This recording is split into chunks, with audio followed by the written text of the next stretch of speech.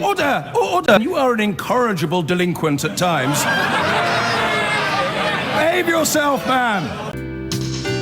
Little down, come here again. With you, renegade politics, redder than night is stain. Thought we were on the same side, with a fist full of nails. Moving on to Daniel in Staines. Good morning. Good morning, Nigel. Hi.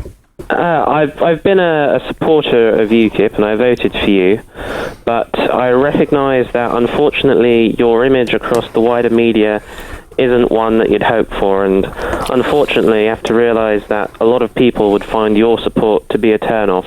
So my question is, how are you going to deal with that to try and get the more important aim of leaving the EU done, and not your unfortunate side effects on the possible campaign that we might go for? Well, that's a very politically motivated question, Daniel. I don't know who wrote it down for you, but it's the sort of thing I get from snobby Tories normally, who see themselves as possibly the leading figures in this campaign. I would say this to you, that grossly unfairly, I've been the most demonised person by sections of the media in Britain since Oswald Mosley. And now we're moving on to James in Wrexham. James, good evening. Good evening, Mr. Farage. Hello. What do you think, James, about this subject? Well, I think that you've been pointing the finger at Labour. I'd like to talk about your own party, because I'd like to. Have you heard about the group called Britain First at all?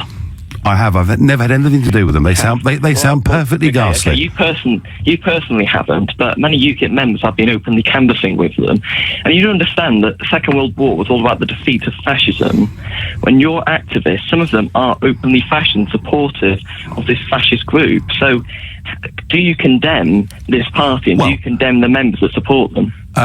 Well, let's just be clear, James. I used Jeremy Corbyn's comments, and I said, just before the break, I did not want this to become personal about Jeremy Corbyn or party political, but what Jeremy Corbyn said is a point of view that some people hold. So I didn't want to make it party political, but you have.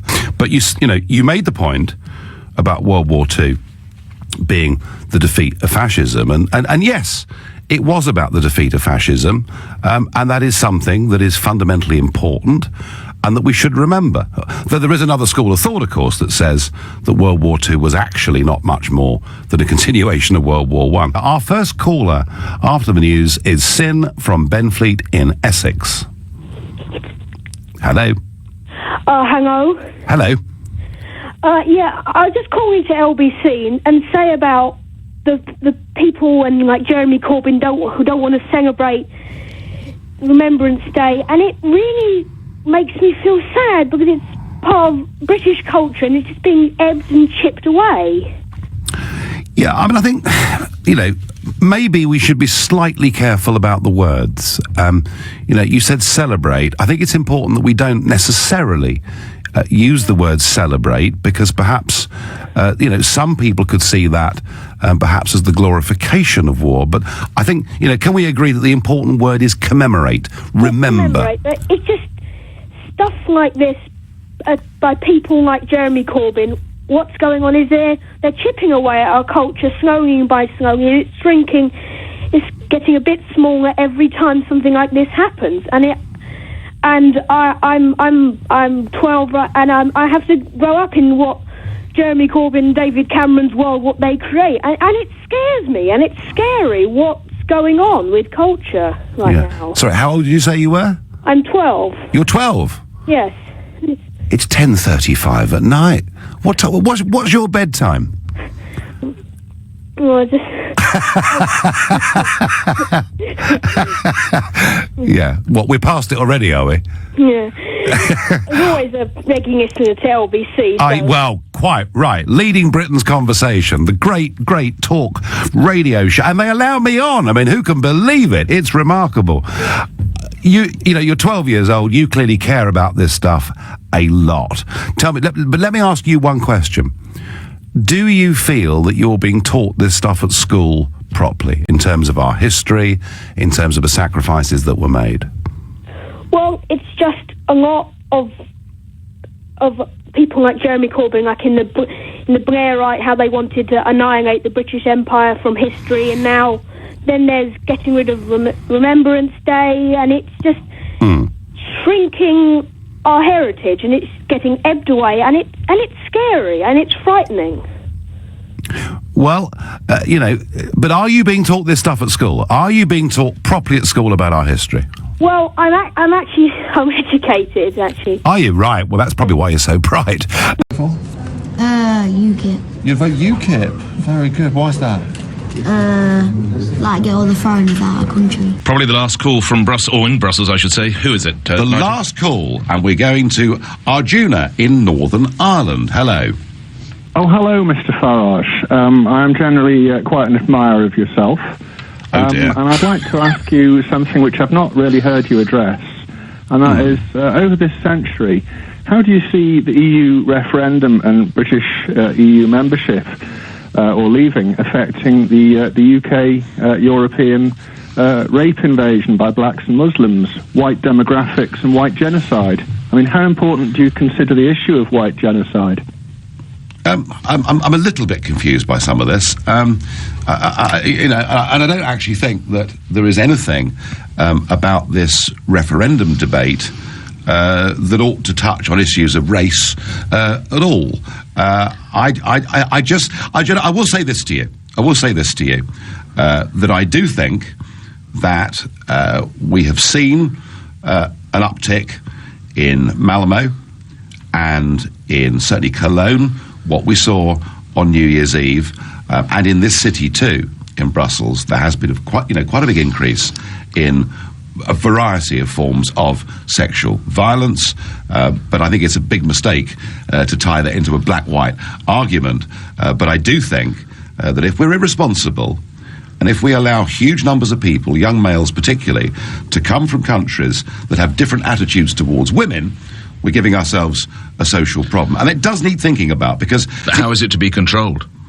Well, at the moment, the United Kingdom is sort of half a step removed, in that we're not members of Schengen. So the 1 million people that came to Germany last year are in Germany, and they're free to go elsewhere if they choose inside Schengen. However, in a few short years, yes, they will all have German passports, and then if they wish, be able to come to the UK. And it gets back to this whole debate. The principal reason for leaving is we get back control, as I said a moment ago, of financial services, steel, fisheries, and everything else. Doesn't mean that a British government will be perfect, but at least they'll be directly accountable to us, the voters. But I do think, in terms of our security and in terms of our safety, we'd be better off having proper border controls and making sure that we could exclude people that we don't wish to come. And you realise just how deep this hatred goes in people. You really do. I mean, this notion of political correctness having kept a lid on these kind of attitudes for the best part of 2 decades, I'd say on both sides of the Atlantic, but probably more effectively here. That lid it's now been blown off.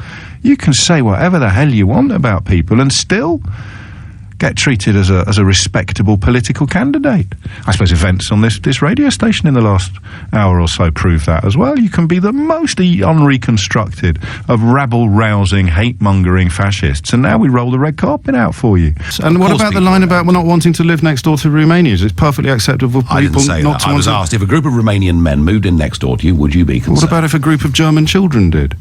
What's the difference? The difference, and you know what the difference No, is. I honestly don't. This is, I think, where the disconnect is between your position and mine. What is the difference? We want an immigration policy based on controlling not just quantity, but quality as well. Okay, so when I say Romanian and you start talking about people traffickers, why didn't you say people are perfectly entitled to feel uncomfortable about living next door to people traffickers, wherever they're from? Why do you say Romanians? I didn't say Romanians. I was asked a question. If a group of Romanian men moved in next to you, would you be concerned? And if you lived in London, I think you would be. And I'm delighted you're so happy. I'm still utterly unpersuaded as to why you sit on a party with the leader of the Italian Lega Nord, a member of the Anders Breivik fan club. I'm completely I do not understand why you use words like Romanian when describing who you would and would not want to live next door to. I don't understand why you're uncomfortable listening to foreign languages when your own wife and children speak them. And I don't understand why you talk about problems in primary schools that are caused by children like your own. Why don't you? I tell you what, why don't you come and meet UKIP's black and ethnic candidate? Hang on. Some of my best friends. Hang on. Well, very interesting. Did you see the opinion poll at the weekend that showed amongst the BME community, UKIP is now polling at 16%. We're getting more BME voters than the Conservatives and Lib Dems added up together. So there are a large number... I will come with you, and you come with me and meet the opinion poll also at this weekend that found, I think, just over 40% of voters who think that your party is racist. What do you think you've done in the last 20 minutes? I know we don't have any longer. I was hoping for an hour, but what do you think you've done in the last 20 minutes to assuage the fears of those people? Made it clear to people that actually controlling the quantity and quality of people that come into your country is a primary duty of government, and we cannot do it as members of the European Union. The leader of the UK Independence Party, Nigel Farage, says he regrets some of the words he used in a controversial interview about Romanians living in Britain. On LBC Radio on Friday, he said people had a right to be concerned if a group of Romanian men moved in next door. Well, our political correspondent Vicky Young is at Westminster for us now. Vicky?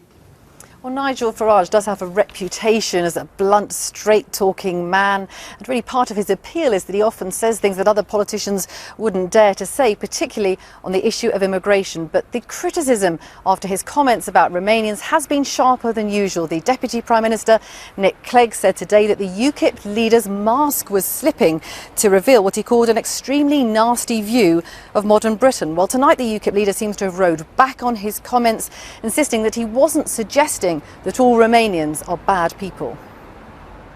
I regret the fact that I was sort of completely tired out, and I didn't use the form of words in response that I would like to have used. I should have just hit back immediately and said, look, understand there is a real problem here. You can't deny it. Too much criminality from those gangs from Romania has come to London. I could have been clearer, but you know what? In life, sometimes we get things wrong. Please welcome to the stage Britain's biggest joker, Nigel Farage. Settle down, settle down. Right, there's an Englishman, an Irishman and a Bulgarian. And the barman says to the Bulgarian, get out. You're taking a job that traditionally belongs to a Scotsman. Not racist at all. I was just tired. Here's one. Why is UKIP like ISIS? They're both happy to see Muslims leave the country. What? Self-deporting Muslims? What's not to like? Bloody lefties. Who picked this audience? Haven't gone down this badly since I had my plane crash. No, you mean car crash? We saw the leaders' debate. Very funny. Somebody check his passport. Only having a bit of fun with you, unless you are foreign. Not racist, just good old vote-winning casual bigotry. Mine's a pint. Well, Nigel Farage and UKIP have, of course, been under intense scrutiny. Some of his candidates have been accused of making racist comments, and he's vowed to root them out of the party. But he feels he does have a powerful message, which is striking a chord with many voters ahead of the European and local elections later this week. And he certainly doesn't want to spend his time between now and then standing there and having to defend himself to say that he's not a racist.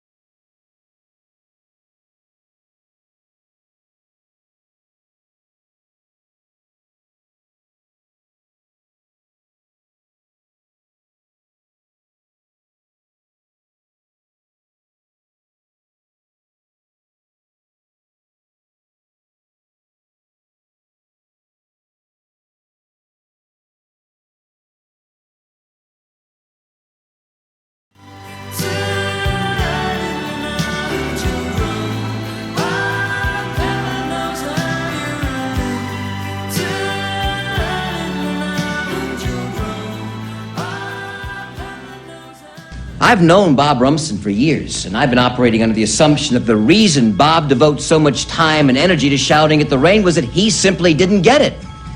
Well, I was wrong. Bob's problem isn't that he doesn't get it. Bob's problem is that he can't sell it.